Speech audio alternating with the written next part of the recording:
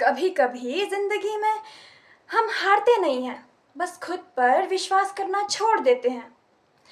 वायन भी कुछ ऐसी ही जिंदगी जी रही थी, अपने सपनों से दूर, खुद से नाराज और हर दिन खुद को दूसरों से कंपेयर करती हुई।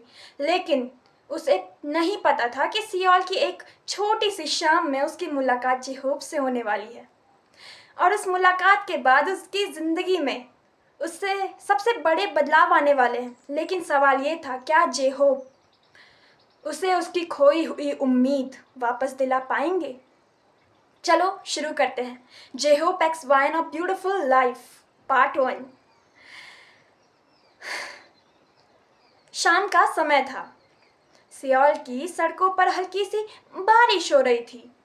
आसमान में सूरज ढल चुका था और सड़क की रोशनी गीली जमीन पर चमक रही थी। वायन एक छोटे से कैफे के बाहर बैठी हुई थी। उसके सामने एक नोटबुक खुली हुई थी, लेकिन पिछले आधे घंटे से उसमें एक शब्द भी नहीं लिखा गया था। उसने धीरे से नोटबुक बंद की। शायद मैं अपने सपनों के लायक ही नहीं हूँ, वो खुद से बोलकर हल्का सा मुस्कुराई। लेकिन उसकी मुस्कान के पीछे थकान साफ दिखाई दे रही थी। उसी समय पीछे से किसी ने कहा, अगर नोटबुक खाली है तो इसका मतलब ये नहीं कि तुम्हारे अंदर आइडियाज खत्म हो गए। वाइन ने पलटकर देखा।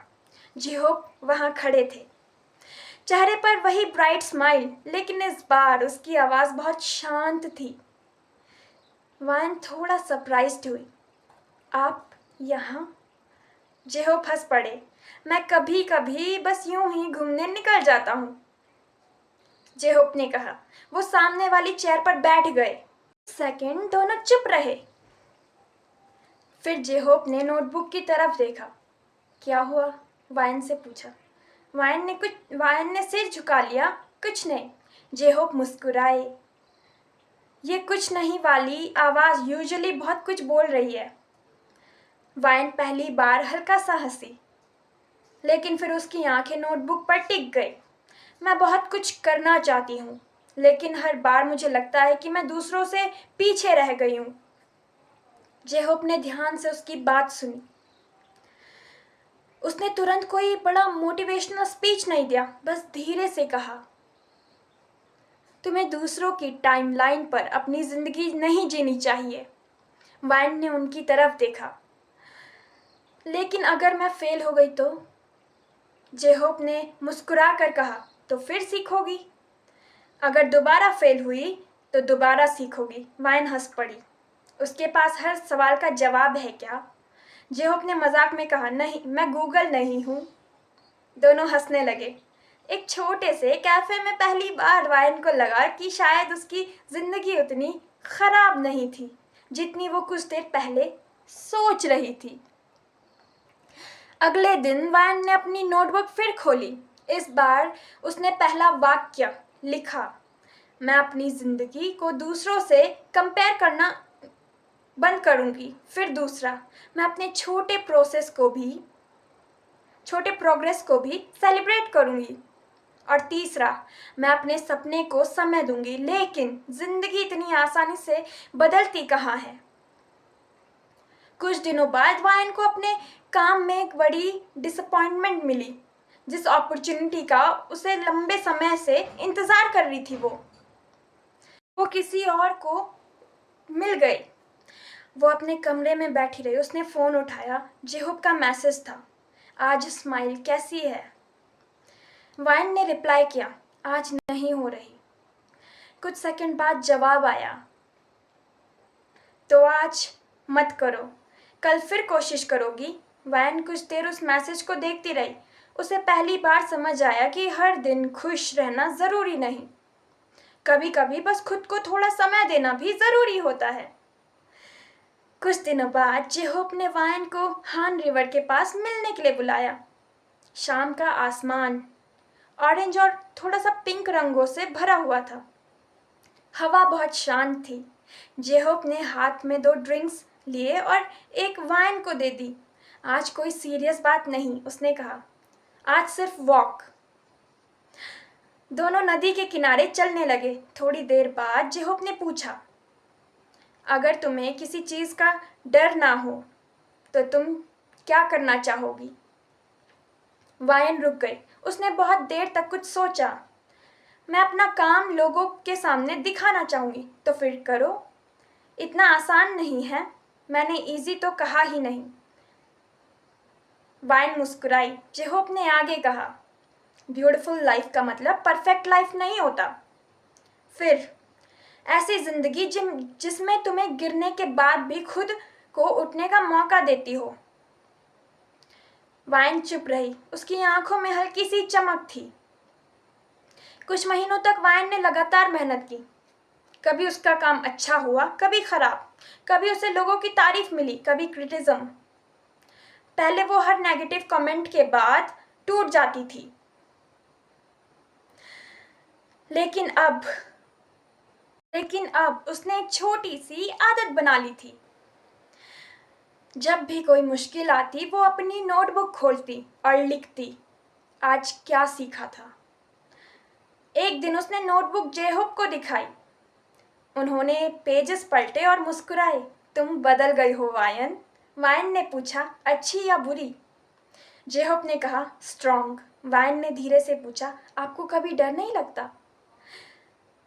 जेहोप कुछ सेकंड शांत रहे, फिर बोले, लगता है। फिर आप इतना कॉन्फिडेंट कैसे रहते हैं? वो मुस्कुराए। कॉन्फिडेंस का मतलब डरना होना नहीं है। कभी कभी कॉन्फिडेंस का मतलब होता है डर के बावजूद एक और कदम आगे बढ़ाना। वायन ने वो बात अपनी नोटबुक में लिख ली।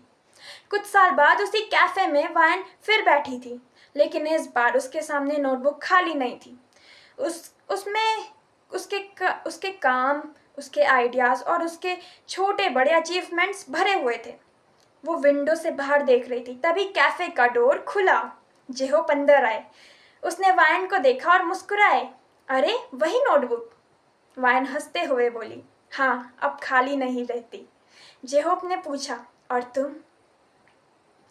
वायन ने कुछ सेकंड सोचा, फिर मुस्कुराकर कहा, मैं भी अब खाली नहीं रहती। मतलब, अब मैं अपने बारे में दूसरों की राय से अपनी वैल्यू डिसाइड नहीं करती।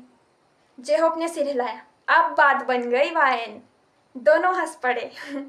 बाहर सियाल की लाइट्स चमक रही थी। वायन ने अपनी नोटबुक बंद की। उसने महसूस किया कि उसकी जिंदगी अचानक परफेक्ट नहीं हुई थी। अब उसकी प्रॉब्लम्स अभी भी थी, लेकिन कुछ ड्रीम्स अभी भी पूरे होने बाकी थे। कुछ रास्ते अभी भी मुश्किल थे, लेकिन अब उसे एक बात समझ आ चुकी थी। ब्यूटीफुल लाइफ वो नहीं जिसमें कोई परेशानी ना हो। ब्यूटीफुल लाइफ वो है जिसमें हम परेशानियों के बीच भी छोटी छोटी खुशियाँ देखना सीख जाते हैं। कभी अपने दोस्तों के साथ हंसना, कभी अपने सपनों के लिए मेहनत करना, कभी फेलियर को स्वीकार करना, और कभी बस खिड़की के पास बैठकर खुद से कहना, मैं अभी पूरी तरह वहां नहीं पहुंची हूं, लेकिन मैं रास्ते पर हूं।